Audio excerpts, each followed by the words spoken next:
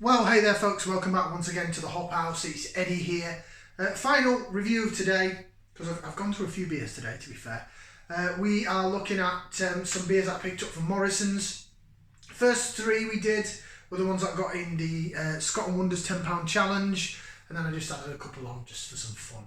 If you just found us here on YouTube, welcome along to the Hop House. We like hoppy people, like good house music. If you like either of those or both, give us one of those, give us a like, share, subscribe to this channel. Okay, so Morrisons, and we're sticking with Northern Monk. So we've just done the Eternal Sunshine, 5.5% double dry hopped IPA. What a beer. Excuse me. Oh, it's repeating on me a bit. Oh, there was a bit of hot burn there. Yeah, it was really good. It got 4 limbs out of 4. I got 2 thumbs up and 2 feet. Last one of today, and it's a little diddy can. But I think we're going back to West Coast. So we started off West Coast, did a couple of hazy jobbers, and then did a pale ale in the middle, and then and now we're going back to the West. Your side the West, my side the West. So from Northern Monk, this is again, it's fairly new in there. I think it came out October, November time, but it's their Uprising. It's an indie pale ale coming in at 6% on the ABV, 330 milliliter can. £2 this is in Mozzers, or it's part of the 4 for 3. That's not 4 for £3 mind, it's 4 for the price of 3. So you can get 4 of them and one of them's free. So you basically get 4 cans of it, 5 cans of it for £8. There you go. I had to figure that out then, man, that's terrible. Right, let's get it out in the middle. Or I suppose you can have just the 4 cans and it costs you 6. That would make more sense, Eddie. That would make a lot more sense. Right. Especially at 6%. I don't think I'm going to have 5 cans of this. I'll be on my arse. Well, there's not a lot of it, I suppose. It's only 330ml, isn't it? So it's 2/3 of a pint, and there it is. In the Coracle Micropub glass. That's one of my local micropubs in the Telford area. It's down Ironbridge. So although it's in the Telford area, it's probably about a good 8 miles away from me, so it's quite far actually. Down south, or down the south of the town anyway. Where the history is, the Iron Bridge. It's right by the Iron Bridge as well. Lovely little pub though. We went in the summer, sat out the back, got a nice little beer garden. It was beautiful, and they do some cracking beers. Anyway, going back to this was £2 out of Morrisons. There's a haze to it. It's darker in colour. It's amber, dark orangey amber colour. Granted, I think this is more West Coast in its style, because there is a bit of light bleeding through at the bottom. I can see the shadow of my hand. It's not a hazy, juicy fruit bomb.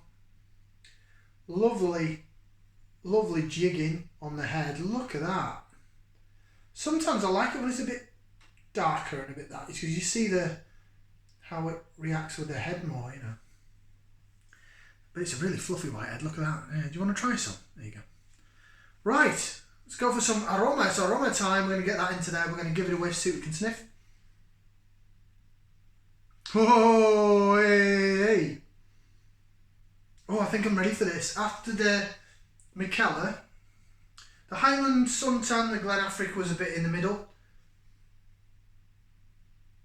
But after the Mikkeller and the other Northern Monk, I'm ready for some West Coast to finish me off, basically. And then I'll have a lie down. Oh, yes. Pithy grapefruit, lemon and lime, pine needle. Dankness. Resinous dankness.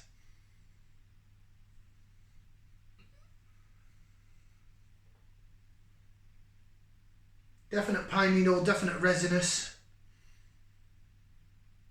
Tiny little bit metallic though, which is a bit worrying. No, it's sort of going away now the more I jig it.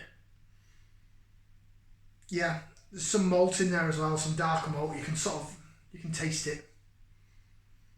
Malt, darker malt, definite resinous, definite lemon and lime, definite grapefruit, definite pine. It smells divine. Yeah, I think that metallic was maybe just on the opening of the can.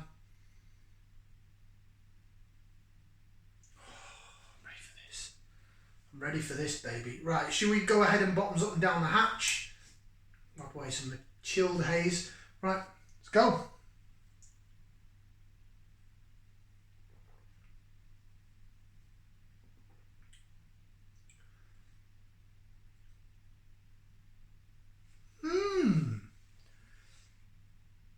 Oh, there it is. Oh, that comes in at the back end. Oh, that comes in at the back end.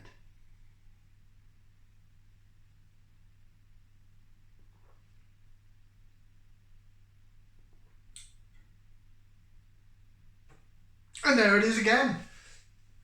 Oh, that's not bad, you know. It's nice. It's nice. Very nice. I think this is, in the previous video, I said maybe I should do like a beer wars, like Northern Monk beers. Whether or not it'd be, I should probably try a live on YouTube, because now it's telling me I can do a live on YouTube. I thought I had to have like 1,000 subscribers, but maybe it's because of the numbers of videos I put up, I don't know, but it's now saying I can go live on YouTube. So, thing is I'm new to the game. In terms of everybody else, I'm sort of low on subscribers. So I don't want to step on anyone's toes. So it's difficult really, because if you're aiming at doing a live, you want to do it like on a weekend, don't you? Because when I'm off and other people are off and I'm not working, so then they can watch you drink beer, they can comment. I'm hoping I can see the comments. I've not done live on YouTube yet, so I'm hoping I can see the comments live. I can interact, and you guys can have a beer. You can even pick some of the same beers as me and see what you're getting. Not just to other beer reviewers out there, but you know, to general people who like beer, who maybe just like to shop and buy stuff from supermarkets or further beyond. But then I know that, for example, Simon from Real Ale Craft Beer, I know he does his virtual pub thing on a Friday. So let's face it, up against him I'm going to lose. I'm not going to get the people. And then Saturday I think other people do lives. I know Raggy does loads of lives, and I love Raggy. I've never met the guy, but in terms of what he represents, he's always positive, and considering what he's been through in his own head, brilliant guy. So if you haven't already, just going off tangent here a bit, I'll come back to the beer in a second, bear with. But yeah, if you haven't already, go and check out Raggy's Beer, Wines and Spirits review. Scott and Wonder, they do lives. I think they tend to do it on a Sunday. So it's picking a time when I can do it. If I do it in the week, are you going to get as many people viewing? Because obviously they'll be at work or have work the next day. It's a tricky one. So I'll have to figure out, do a bit more research and figure out something lives. And then I'll just think, pardon my French, but fuck it, I'll just go live. Coming back to this, do a bit of laser vision, and then I'll go through flavours. Look at that jig around in the glass, look at that. Absolutely amazing. Hoping you're seeing that and not my face.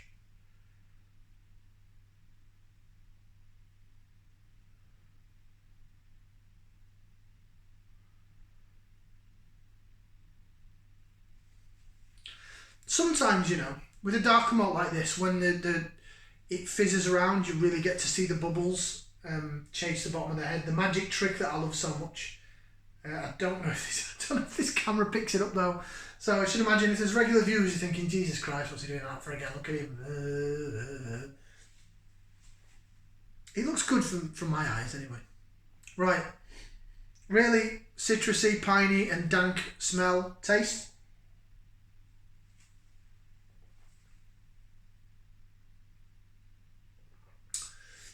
The more I'm drinking it, the more I'm getting down, the more I like it. Really like it. It's nice. I've had better, but it's a solid little beer. You're getting that sweetness down the middle of the tongue, but it's a bit more darker malt. So it tastes a bit biscuity, bit dry bready, and there's a bit of dry bread aftertaste from the malt. But what happens, but that's at the very back end. So then what happens is the bitterness comes down the side of the tongue. You're getting the pine needle, primarily, bits of lemon lime, bits of grapefruit, and then it peters away, and then somebody just goes, BAM! And then you're like, whoa! And that citrus that pine coney aftertaste comes in, and you're like, oh, I wasn't expecting that. I thought the flavour had gone. And then at the very end, it goes back to the biscuit, sort of biscuity taste in your mouth, like a digestive, dry biscuity jobber.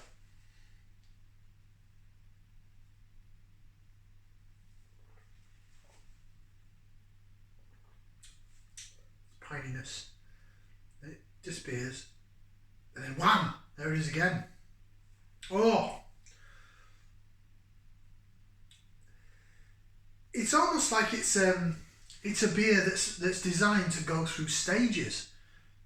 It's quite clever. It's like a long haul race or something. It's like Cannonball Run.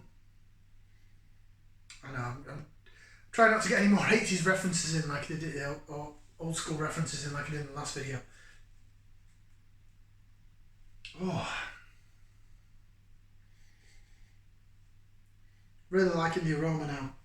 What I tend to find, me personally, I don't know why it is, but with the 330ml can beers, a lot of them that I've had, and I mean a lot, is I tend to get them once I'm more than halfway down them.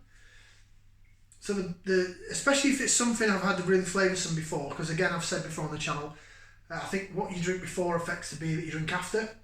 So if I have something that's really flavoursome, I won't feel it until the bottom end, and then suddenly I'm like, maybe that's why, because the idea is you get it towards the bottom and then you think, oh, I want another now.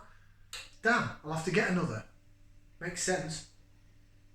From a marketing perspective, it makes a lot of sense. Uprising. You know what? Uprise. So India Pale Ale. Is that houses or a prison on the can there? Just trying to figure that out. Right, let's see what it says on the can. The last beer actually told us the hops. Northern Monk don't usually do that. Right, so Uprising India Pale Ale, where it all started. Again, bright and bitter, modern India Pale Ale with Centennial, Simcoe and Strata hops. Of course it's got Simcoe in it. Of course, every beer has Simcoe in it. Centennial and Strata, though, yeah, it's piney. Wouldn't necessarily say it's earthy, it doesn't smell like blue cheese. Canned in the north with Kelly Hall. My fears are outer space and lava. Interesting. And then it says 8 by Northern Monk, as it does on all the cans.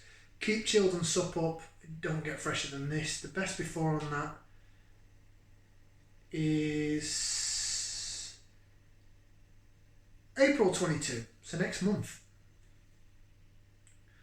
Doesn't give you a canned on date, but tell you what, it says there citrusy, piney and hoppy, and that's exactly what it is. Now, what I have to look at now, I probably have to look at my bloody rating system, don't I? Because I give so many beers now such high rating. I give the Glenafric 2 thumbs up. I think I like that more. Just because I like the way it goes through the stages. So I'm going to have to give that 2 thumbs up and a foot. So it gets 3 limbs out of 4, does the Uprising from Northern Monk. And again, I'm really interested in doing a live discussing Northern Monk beers. So starting off with maybe the Initial Eternal, which I've got to get, the Initial Eternal, sorry, which I think I've got to get in a 4-pack now. So the Eternal Session IPA, which I've had on keg but I've not had it in a can. So the Eternal, onto the Faith, or the Mangoes on with Faith, we can do that one as well. Faith in the Future, the Eternal Sunshine, that, oh my god, and ending the Transient, I'll be on my arse. So yeah, I might do that going forward. I don't know when. If anybody wants to put in the comments when would be best day of the week wise for you to do it, because I mean I work shifts, so I work some weekends, I work some weekends, I have off, some weekdays I work, some weekdays I have off. So if you let me know what days are better for people, and then I'll just push the live button. Obviously I'll give you advance notice, and we'll take it from there. We'll see what happens. Right, thank you very much for watching. Like, share, subscribe if you haven't done already, and we'll see you for another beer review on the Hop House right here in my kitchen in my gaff. Ciao for now, people. That's lovely. Get some.